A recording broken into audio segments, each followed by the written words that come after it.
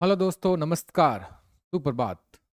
समुत्कर्ष academy के इस online platform पर आपका हार्दिक स्वागत और अभिनंदन है। आज है 21 जनवरी और 21 जनवरी की करंट अफेयर की चर्चा हम क्वेश्चन आंसर के माध्यम से इस क्लास में करेंगे। तो सबसे पहले 21 जनवरी की बात है तो 21 जनवरी को कौन सा दिवस मनाया जाता है या 21 जनवरी को क्या हुआ था। तो 21 जनवरी को भारत में 3 राज्य बने थे। 21 जनवरी 1972 में त्रिपुरा, मेघालय और मणिपुर। कौन सा राज्य? त्रिपुरा, मेघालय और मणिपुर का स्थापना दिवस कब मनाया जाता है? 21 जनवरी को मनाया जाता है। ये तीनों राज्य 1972 में बने थे। ठीक है, तो शुरुआत करते हैं आज के हमारी क्लास की। तो आज का पहला क्वेश्चन है, हाल ही में कॉक बोरोक दिवस कब मनाया गया है? तो कॉक बोरोक दिवस कब मनाया गया भाई? 17 जनवरी, 19 जनवरी, 18 जनवरी और 20 जनवरी। तो कब मनाया गया है भाई? ये 20 जनवरी को मनाया गया है। और कहाँ मनाया जाता है भाई? ये त्रिपुरा में मनाया जाता है। कहाँ मनाया जाता है? हमारा राज्य त्रिपुरा में मनाया जाता है। और त्रिपुरा का स्थापना दिवस भी कब है? 21 जनवरी को है। ठीक है, भारत के पूर्व राज्य त्रिपुरा में हर वर्ष 19 जनवरी को कॉक बोरोक दिवस मनाया जाता है। ये दिन त्रिपुरा की आधिकारिक भाषा कॉक बोरोक को बढ़ावा देने के लिए मनाया जाता है। किसको? कॉक बोरोक भाषा को बढ़ावा देने के लिए मनाया जाता है। हाल ही में किस देश की टीम ने पहला खो खो वर्ल्ड कप जीता है? किसने जीता भाई? ब्राजील, नेपाल, भारत और यूक्रेन ने। तो किसने जीता है? हमारा देश भारत ने जीता है। और ये भारत में ही हुआ था पहला पहला विश्व कप का खो खो। और किसने जीता है? भारत ने ही जीता है। खो का विश्व कप, प्रत्येक टीम में कितने खिलाड़ी होते हैं? 12 खिलाड़ी होते हैं, लेकिन खेलते कितने हैं? 9 खिलाड़ी।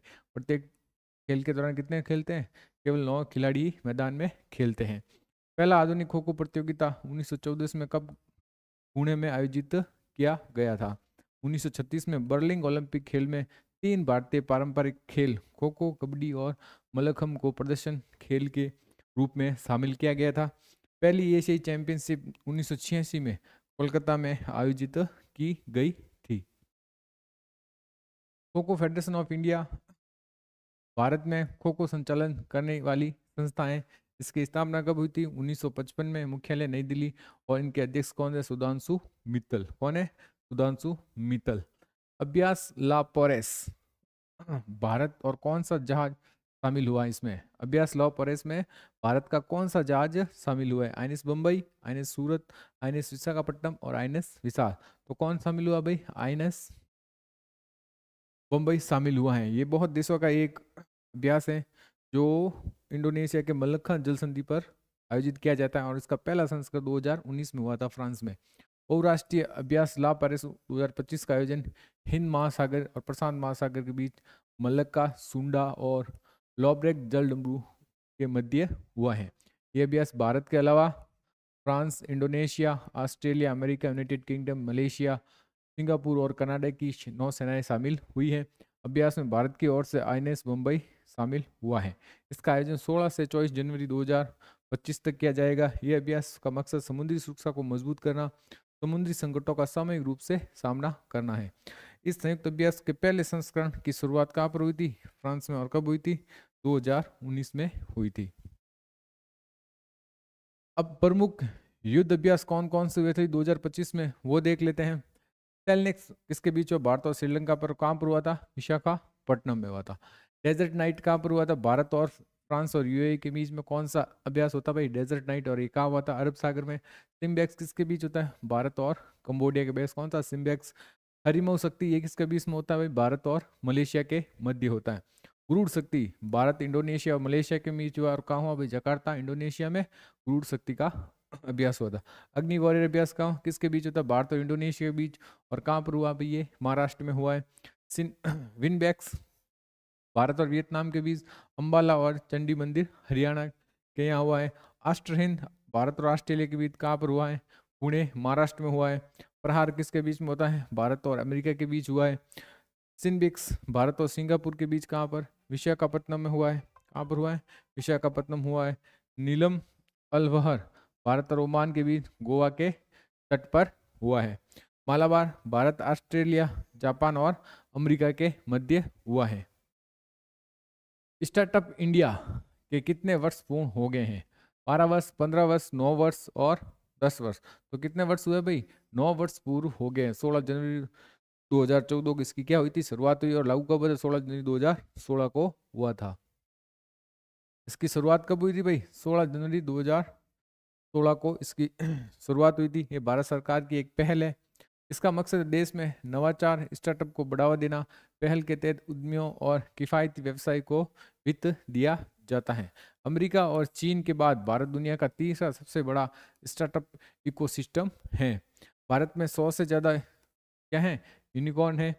केंद्र सरकार की प्रमुख योजना में डिजिटल इंडिया मिशन, इसकी शुरुआत कब हुई थी? 1 जुलाई 2015 को हुई थी। उद्देश्य सरकार की सेवाओं को इलेक्ट्रॉनिक जनता तक पहुंचाना। और digital India power to empire इसका पूरा नाम है, ध्यान रखना। स्किल इंडिया मिशन कब शुरुआत हुई? 15 जुलाई 2015 को हुई थी। स्किल इंडिया मिशन की शुरुआत उद्देश्य था 2022 तक देश का कौशल विकास करना। पीएम सूर्य घर योजना मुफ्त बिजली योजना है। इसकी शुरुआत 13 फरवरी 2024 को पीएम मोदी द्वारा किया गया था। इसमें प्रधानमंत्री सूर्योदय योजना के नाम से भी जाना जाता है। इसके तहत 1 करोड़ घरों के छत पर सोलर पैनल लगाया जाना है। पीएम विश्वकर्मा योजना, इसकी शुरुआत 17 सितंबर 2023 को हुई थी। मोदी जी के जन्मदिन पर शुरुआत की थी। नई दिल्ली से शुरुआत हुई। उद्देश्य पारंपरिक शिल्पकारों कारीगरों को 30 लाख परिवारों बिना गारंटी के न्यूनतम ब्याज दर पर ऋण मुहैया करवाना है। इसमें राष्ट्रीय विज्ञान ड्रामा महोत्सव 2024-25 का आयोजन कहाँ किया गया? बेंगलुरु, चेन्नई, भोपाल या दिल्ली? तो कहाँ किया गया भाई? हमारे राजधानी दिल्ली में किया गया था राष्ट्रीय विज्ञान ड्रामा महोत्सव 2024-25 का आयोजन। राष्ट्रीय विज्ञान ड्रामा 2024-25 पूरे भारत में स्थानीय और राज्य स्तर पर आयोजन होने के बाद 18 जनवरी 2025 को राष्ट्रीय विज्ञान केंद्र दिल्ली में आयोजित किया गया है। यह आयोजन कृत्रिम बुद्धि, जलवायु परिवर्तन, जल संरक्षण जैसे विषयों पर विज्ञान शिक्षा को बढ़ावा देना है। इसका आयोजन राष्ट्रीय विज्ञान संग्रहालय परिषद द्वारा किया गया है। नेक्स्ट सवाल है, हाल ही में आयोजित प्रमुख महोत्सव कौन कौन से, वो देख लेते हैं। नागू साबा गोरेंग महोत्सव कहाँ पर हुआ था भाई? बाली, इंडोनेशिया। मेमोंग महोत्सव कहाँ पर हुआ था भाई? मेघालय। दिन खलम महोत्सव कहाँ हुआ था भाई? मेघालय। 10वां अंतर्राष्ट्रीय वन मेला कहाँ हुआ भाई? मध्य प्रदेश में। इगन नेस्ट बर्ड फेस्टिवल कहाँ हुआ था? अरुणाचल प्रदेश में। प्रथम बोडोलैंड महोत्सव कहाँ हुआ था? नई दिल्ली में। फूल वाली सैर उत्सव कहाँ पर हुआ था? नई दिल्ली में। दूसरा भारतीय सैन्य विरासत महोत्सव भी कहाँ पर हुआ था? नई दिल्ली में। 25वां हॉर्नबिल महोत्सव कहाँ मनाया गया था? ये मनाया गया था नागालैंड में। निगोल चौकोबा महोत्सव त्योहार कहाँ मनाया गया है? ये मणिपुर में मनाया गया है। बलि अदमी उत्सव कहाँ मनाया गया है? कर्नाटक में मनाया गया है। तिहार उत्सव कहाँ पर है? नेपाल में है। और नुआखाई उत्सव कहाँ मनाया गया है? ये उड़ीसा में मनाया गया है। हाल ही में किस देश ने टिकटॉक ऐप पर क्या लगा दिया है? प्रतिबंध लगा है। फ्रांस, अमेरिका, इजराइल और ब्रिटेन।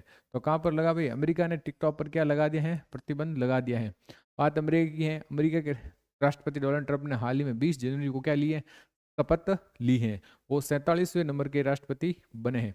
और अमेरिका में व्यक्तिगत रूप से 2 बार ही राष्ट्रपति बन सकते हैं। और उनका कार्यकाल कितने साल का होता है? 4 साल का होता है। अमेरिका के में टिकटॉक पर क्या लगा दिया? प्रतिबंध लगा दिया है। संयुक्त राज्य अमेरिका में लाखों टिकटॉक उपयोगकर्ता अब सोशल मीडिया प्लेटफॉर्म पर वीडियो नहीं देख पाएंगे। टिकटॉक सोशल मीडिया प्लेटफॉर्म है। टिकटॉक की स्थापना साल 2012 में हुई थी। तो सितंबर 2016 में ये लॉन्च किया गया था। ये एक चीनी वीडियो शेयरिंग ऐप है। टिकटॉक को बाइट डांस कंपनी ने बनाया था। किसने? बाइट डांस कंपनी ने बनाया था।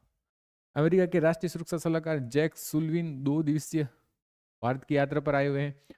और अमेरिका ने कैलिफोर्निया प्रांत के छात्रों पर होमवर्क के मानसिक तनाव को कम करने के लिए एक नया कानून पारित किया है। Mike Johnson US house of representative speaker बने। कौन? Mike Johnson. Wild eagle USA का राष्ट्रीय पक्षी बनाया गया है। और प्रतिष्ठित टाइम मैगजीन डोनाल्ड ट्रंप को पर्सन ऑफ द ईयर घोषित किया है। हाल ही में किस राज्य ने यूनिफॉर्म सिविल कोड लागू किया है या किया जाएगा? उत्तराखंड, गुजरात, राजस्थान और महाराष्ट्र। तो किसने किया भाई? उत्तराखंड ने किया है। यूनिफॉर्म सिविल कोड लागू किया है। इसका मतलब होता है कोई भी धर्म के लोग, वो सभी की क्या होगी? समान कानून लागू होंगे, चाहे वो किसी धर्म से बिलोंग करता हो। उत्तराखंड है तो उत्तराखंड की बात करें, उत्तराखंड की राजधानी है देहरादून। और वहाँ के सीएम कौन है? पुष्कर सिंह धामी। कौन है? 38वें खेलों की मसाल को तेजस्वी नाम से जाना गया है। और 38वें राष्ट्रीय खेल का आयोजन कहाँ हो रहा है? उत्तराखंड में हो रहा है। और 8वां प्राकृतिक अंतर्राष्ट्रीय फिल्म महोत्सव कहाँ हो रहा है? नैनीताल उत्तराखंड में हो रहा है। उत्तराखंड के वन विभाग ने महाभारत पर आधारित ये उद्यान के क्या है विकसित किया है। 10वीं विश्व आयुर्वेद कांग्रेस एवं आरोग्य एक्सपो का आयोजन कहाँ किया जा रहा है? देहरादून में किया जा रहा है। वरिष्ठ आईपीएस दीपक सेठ को उत्तराखंड का क्या बनाया है? डीजीपी घोषित किया है। उत्तराखंड के लोक पर्व इगास बगवाल मनाया गया है। प्रधानमंत्री मोदी ने एम्स ऋषिकेश पर भारत की पहली एम्बुलेंस सेवा संजीवनी का क्या गया शुभारंभ किया है। उत्तराखंड सरकार के ऐतिहासिक संपत्ति सत्ती वसूल अधिनियम लागू किया है। हाल ही में कहा भगवान हनुमान जी की 72 फीट ऊंची मूर्ति स्थापित की है? अयोध्या, बेंगलुरु, वाराणसी और बम्बई। तो कहा कि भाई ये बेंगलुरु की है। बेंगलुरु किसकी राजधानी है भाई? कर्नाटक की। किसकी राजधानी है भाई? कर्नाटक की राजधानी। बात कर्नाटक की है तो कर्नाटक के सीएम कौन है? सिद्धारमैया। और वहाँ के राज्यपाल कौन है? थावरचंद गहलोत। कौन है? थावरचंद गहलोत। बेंगलुरु के कचरकनहल्ली के श्री दक्षिणी अयोध्या कोडराम राम मंदिर में परिसर में 72 फीट ऊंची भगवान हनुमान की मूर्ति स्थापित की गई है। हाल ही में कहा विर्गिन कोकोनट ऑयल का जीआई टैग मिला है? कर्नाटक को, आंध्र प्रदेश को, अंडमान निकोबार को, लक्षद्वीप को। तो कहाँ मिला भाई? अंडमान निकोबार द्वीप को किसका जीआई टैग मिला है? विर्गिन कोकोनट ऑयल को जीआई टैग मिला है। हाल ही में कौन कौन से उत्पादों को जीआई टैग मिला देख लेते हैं। निकोबार जिले के विर्गिन कोकोनट ऑयल को हाल ही में जीआई टैग मिला है। विर्गिन कोकोनट ऑयल को जीआई टैग के बाद एक और नई पहल की शुरुआत हो गई है। इस ऑनलाइन उत्पादन से जुड़ी महिलाओं को संगठित कर उन्हें मार्केटिंग और ब्रांडिंग स्पेशल ट्रेनिंग दी जा रही है। त्रिपुरा में पारंपरिक पोशाक रिगनाई पचरा को जीआई टैग मिला है। मध्य प्रदेश की गॉड पैटिंग को जीआई टैग मिला है। और महाराष्ट्र के मिराज शहर में बने सितारा और तानपुरा को जीआई टैग मिला है। मथुरा में प्रसिद्ध सांजी क्रॉफ्ट को जीआई टैग मिला है। और असम के मांजुलिस मुकेट और पांडुलिपि पेंटिंग को जीआई टैग मिला है। त्रिपुरा में आदिवासी पोशाक ऋषा को टैग मिला है। और ओडिशा की सिल्वर फिलिग्री को जीआई टैग मिला है। नेक्स्ट है, हाल ही में चीन में चिंगक्वान सैटेलाइट लॉन्च सेंटर से किस देश के उपग्रह का सफल परीक्षण किया है? बांग्लादेश, मालदीव, पाकिस्तान और अफगानिस्तान। तो किस देश का किया भाई? अफगानिस्तान। पाकिस्तान का किया है। किसका? पाकिस्तान का किया है। ठीक है। राजेंद्र मेघवाल पाकिस्तान में क्या बने हैं? पहले हिंदू पुलिस अधिकारी बने हैं। भारत और पाकिस्तान में करतारपुर कॉरिडोर 2029 तक आगे बढ़ा दिया गया है। जस्टिस आहा अफरीदी पाकिस्तान के नए चीफ जस्टिस नियुक्त हुए हैं। पाकिस्तान के दिग्गज एम्पायर अलीम डार अंतर्राष्ट्रीय एम्पायर से क्या ले लिया? संन्यास की घोषणा की है। Salima Imtiaz ICC umpire panel शामिल होने वाली पाकिस्तान की पहली महिला बनी है। शाहिद जमान को पाकिस्तान की हॉकी टीम का मुख्य कोच नियुक्त किया है। पाकिस्तान में आईएमएफ को 3.6 बिलियन यूएसडी से अधिक ब्याज का भुगतान किया है। पाकिस्तान की अर्थव्यवस्था को बढ़ावा देने के लिए वीजा नीति को क्या बनाया गया है? आसान बनाया गया है। लोकपाल का पहला स्थापना दिवस कब मनाया गया है? 13 जनवरी, 15 जनवरी, 12 जनवरी या 16 जनवरी। तो कब मनाया गया है? 16 जनवरी को मनाया गया है पहला स्थापना दिवस किसका? लोकपाल का। इसकी स्थापना कब हुई थी? 2014 में। कब हुई थी स्थापना भाई? 2014 में इसकी स्थापना हुई थी लोकपाल की। कब हुई थी? 2014 में। भारत के लोकपाल का पहला स्थापना दिवस 16 जनवरी 2025 को मनाया गया। और 16 जनवरी 2014 को भारत की लोकपाल की क्या की गई थी? स्थापना की गई थी। न्यायमूर्ति एएम खानविलकर भारत के लोकपाल के वर्तमान अध्यक्ष है। लोकपाल भ्रष्टाचार विरोधी एक प्राधिकरण है। लोकपाल सरकार और संसद पर बाहरी परीक्षक की तरह काम करता है। लोकपाल का काम सरकारी अधिकारियों और निर्वाचित प्रतिनिधियों के खिलाफ भ्रष्टाचार की शिकायतों की जांच करना और उन पर क्या करना? कार्रवाई करना होता है। इंडियन ओपन बैडमिंटन 2025 पुरुष एकल का खिताब किसने जीता है? विक्टर एक्सेलेंसन ने, लक्ष्य सेन ने, किदाम्बी श्रीकांत ने, चिराग शेट्टी ने। तो किसने जीता भाई? विक्टर एक्सेलेंस ने जीता है। वो कहाँ का है भाई? डेनमार्क का है। कहाँ पर है भाई? डेनमार्क के है। नेक्स्ट सवाल है, इंडियन ओपन बैडमिंटन में डेनमार्क के विक्टर एक्सेलेंस ने पुरुष एकल खिताब जीता है। कौन किसका? Indian open badminton. महिला एकल में दक्षिणी कोरिया की एन सैन यंग ने चोचू वोंग को हराकर यह खिताब जीता है। इंडियन ओपन 2025 का आयोजन 14 से 19 जनवरी 2025 नई दिल्ली में आयोजित किया गया है। यह आयोजन कैडी जाधव इंडोर स्टेडियम नई दिल्ली में हुआ है। इंडियन ओपन बैडमिंटन की शुरुआत कब शुरुआत हुई थी? 1973 में शुरुआत हुई थी इंडियन बैडमिंटन ओपन की। हाल ही में बैडमिंटन से संबंधित कप ट्रॉफी उबेर कप 2024 आयोजन कहाँ हुआ था? चोंगडू चीन में। विजेता कौन है? चीन। और वो विजेता कौन है? इंडोनेशिया। थॉमस कप 2024 ये भी क्या हो, चोंगडू चीन में। विजेता कौन है, चीन, और उपविजेता कौन है, Indonesia. Badminton Asia team championship 2024 पुरुष एकल विजेता कौन है, जोनाथन क्रिस्टी। उपविजेता कौन है, ली सीफेन। और मलेशिया ओपन 2024 पुरुष एकल विजेता कौन है, एंडरसन एंडरसन। और मलेशिया ओपन 2024 महिला एकल विजेता कौन है, ऑन से योंग। अब ये थी आज की करंट अफेयर। अब देख लेते हैं डेली डोज जीके फैक्ट में क्या है। प्रमुख सम्मेलन 2024 के कौन कौन से हैं उस पर थोड़ी नजर डाल लेते हैं। तो पहला है जलवायु परिवर्तन संयुक्त राष्ट्र की 28वीं बैठक COP 28 कहाँ हुई थी भाई, दुबई UAE में हुई थी। 26वीं पूर्वी क्षेत्रीय परिषद की बैठक पटना बिहार में हुई थी। 8वां हिंद महासागर नौसेना संगोष्ठी IOS की बैठक कहाँ हुई थी भाई, बैंकॉक में हुई थी। जलवायु शिखर सम्मेलन 2024 कहाँ हुआ था, मुंबई महाराष्ट्र में हुआ था। 19वां NM शिखर सम्मेलन 2024 कहाँ हुआ था, कंपाला हुआ था। 19वां भारतीय अंतर्राष्ट्रीय विज्ञान महोत्सव फरीदाबाद हरियाणा में हुआ था। 7वां हिंद महासागर सम्मेलन 2024 पर्थ ऑस्ट्रेलिया में हुआ था।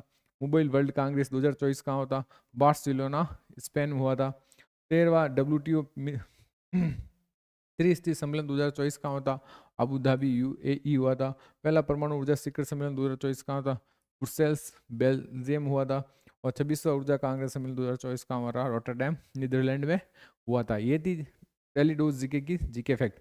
अब आज का क्यूज देख लेते हैं जिसका आंसर आपको कमेंट बॉक्स में देना है। AI से बनी भारत की पहली हिंदी सिंगर मॉडल कौन बनी है, इसका आंसर आपको कमेंट्स बॉक्स में देना है। अब फटाफट 20 जनवरी के क्वेश्चन आंसर का रिवीजन कर लेते हैं। हाल ही में भारत और किस देश की साइबर सुरक्षा सहयोग पर समझौता ज्ञापन पर हस्ताक्षर किसने किया है भाई, अमेरिका ने किए हैं।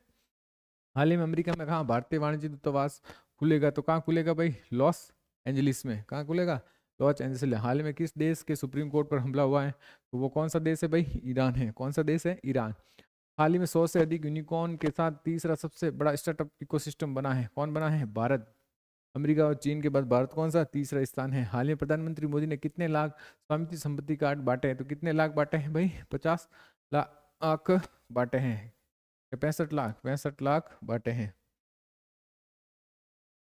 हाल ही में किस राज्य में डाक विभाग सेवा में AI की शुरुआत की है, तो कहाँ पर की है भैया, बिहार में की है। हाल ही में IMF ने वित्त वर्ष 2025 में भारत की विकास दर कितने प्रतिशत रहने का अनुमान लगाए हैं, तो 6.5% रहने का अनुमान लगाए हैं। हाल ही में भारत और किस देश ने द्वीप के बागान क्षेत्रों में 60 स्मार्ट क्लासरूम स्थापित करने के लिए समझौता पर हस्ताक्षर किए हैं, तो वो कौन सा देश है, श्रीलंका। हाल ही में इसरो ने नई पीढ़ी के रॉकेट के लिए तीसरे लॉन्च पैड को कहाँ मंजूरी दी है, तो वो दी है आंध्र प्रदेश में। हाल ही में भारत और किस देश के राजनीतिक संबंधों की 60वीं वर्षगांठ मनाई जा रही है, तो वो कौन सा देश है, सिंगापुर। हाल ही में ओडिशा सरकार ने फिनटेक हब स्थापित करने के लिए किस देश के साथ समझौता किया है, तो ये भी कौन सा है, सिंगापुर है। हाल ही में किस देश से संविधान की धर्मनिरपेक्षता शब्द को हटाने क्या दिया है, हटाया जाएगा, तो वो कौन सा देश है, बांग्लादेश। कौन सा देश है, बांग्लादेश। तो अब कल के क्यूज का आंसर क्या है वो देख लेते हैं। IPL इतिहास में दूसरे सबसे महंगे खिलाड़ी कौन है, तो कौन है भाई, श्रेयस अय्यर है। कौन है, श्रेयस अय्यर। तो ये थी आज की हमारी करंट अफेयर की क्लास। अगर आपको क्लास पसंद आ रही है तो ज़्यादा से ज़्यादा शेयर और लाइक कीजिए ताकि आपको दोस्तों को और अन्य लोगों को भी इसका लाभ मिल सके। बहुत बहुत धन्यवाद।